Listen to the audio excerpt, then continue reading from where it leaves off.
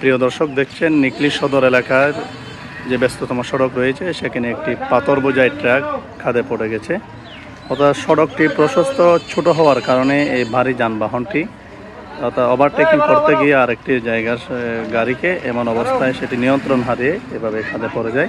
অর্থাৎ অতিরিক্ত বোঝাইয়ের কারণে সম্ভবত এটি এই সাইডে এভাবে পড়ে গিয়েছে বলে ধারণা করা হচ্ছে। কিছুক্ষণ আগে থেকে এই দুর্ঘটনার কারণে এই সড়কে যানজটের সৃষ্টি হয়েছে, চরম ভোগান্তিতে পড়েছে এই জুমার নামাজের পূর্ব মুহূর্তে মানুষজন। তবে ক্ষয়ক্ষতির পরিমাণ কোনো কিছু হয়নি এমনটাই ধারণা করা হচ্ছে। মূলত এই সড়কটি প্রশস্তকরণ ছোট হওয়ার কারণে এই সময় বড় যানবাহনগুলি আসলে এরকম ছোট ছোট দুর্ঘটনাগুলি সংঘটিত হয়। তবে এখনও পর্যন্ত আমরা যে বিষয়টা এখানে দেখছি, শৃঙ্খলাভাবে যারা এখানে রয়েছে তারা কাজ করে যাচ্ছে। এই গাড়িটি এইভাবে পড়লো কেন? রাস্তা ডাকবে বলছে, কারণ ওই অটো চাপ দিচ্ছে, পরে ডাকবে মানে যে একটু তলে আছে জায়গাটা নরম, এই যে ডালাই যে করছে নরম, তার কারণে এক চাকার চাপ খায় বয়ে পড়তে পারে। এখানে নাকি অতিরিক্ত গিয়ে নিচ্ছেন আপনারা, মালামাল নিচ্ছেন? মালামাল একটু বেশি যাইতেছে, এইভাবেই লুট দেয়। অতিরিক্ত মানে মালামাল যতটুকু নিয়ম তার থেকে অতিরিক্ত নিয়েছেন না আপনারা? তো অতিরিক্ত নেওয়ার কারণে তো এই দুর্ঘটনাটি ঘটেছে, তাই না? অতিরিক্ত আপনার আসল মেন করতে হইলো যে অটো চাপ দিছে, তারপরে রাস্তা নরম ড্রাইভার করছে না, ক্ষতি তেমন না। চাকা ড্রাইভারের ক্ষতি হয়েছে? ড্রাইভারের ক্ষতি হয় নাই, চাকা।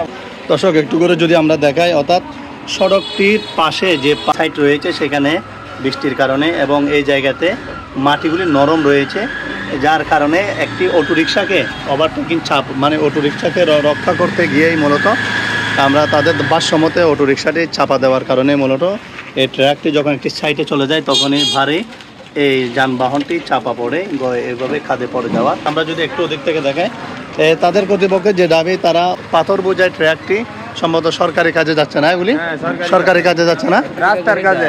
একটু বলেন এই কাজটি এগুলি কার? ওইটা তো ওই লোকে বলতে পারবো, আমার সরকারি কাজে সেটা আমার পিছনে। আচ্ছা, পাশে আপনারা কতক্ষণ ধরে আটকে আছেন? কতক্ষণ ধরে আটকে আছেন? 15-20 মিনিট।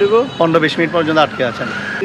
এই তার যে রুট এটা হিসাব করে দিছে, হিসাব করে দিছে, হিসাব করেছে। আবার লুট দেখি কত বিপদে পড়বো, একদিন টানতে পারবো, সবসময় টানে এই লুটে হ্যাঁ দিছে। এখন রাস্তার কারণে, রাস্তার সমস্যার কারণে, ওই দিক দিয়ে মাল নাই, ওই মালের কারণে আপনার হ্যাঁ পয়সা গেছে। আচ্ছা, মাল তো হেবি ঠিক থাকে, মানে তো হেন পয়সা গেল। আচ্ছা আচ্ছা, এই জায়গাটা দুর্বল বেশি।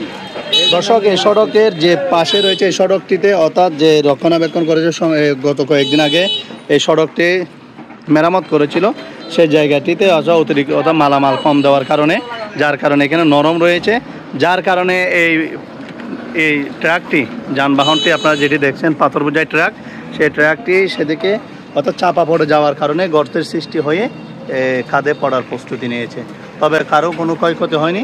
দীর্ঘ সময় ধরে প্রায় আধা ঘন্টা ধরে এই যানবাহনে একটু যানজটের সৃষ্টি হয়েছে এবং সরকারি যেখানে বিদ্যুতের কাজে তারা নেমেছে তারাও আটকা পড়ে আছে, এটি বেহাত অবস্থা। তবে একটি বিষয় আপনাদেরকে জানিয়ে রাখি, এই ব্যস্ততম সড়কটি সড়ক প্রশস্তকরণে ছোট হওয়ার কারণে এবং সড়কের দুই সাইড ভেঙে যাওয়ার কারণেই মূলত ভারী যানবাহন আসলে তখন এই ছোট ছোট দুর্ঘটনাগুলি সংঘটিত হয়।